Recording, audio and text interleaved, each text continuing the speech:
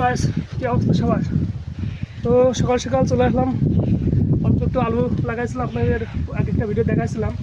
তো আজকে আমার আলু লাগানোর বয়স 35 দিন, আনুমানিক 30-35 দিন মতো হয়েছে।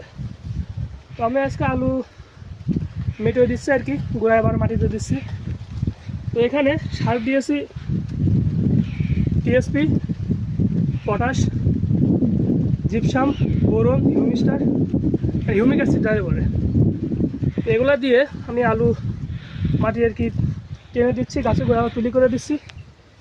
তো এগুলো যদি না দেওয়া হয় তাহলে আলুতে ভালো ফলন আসবে না।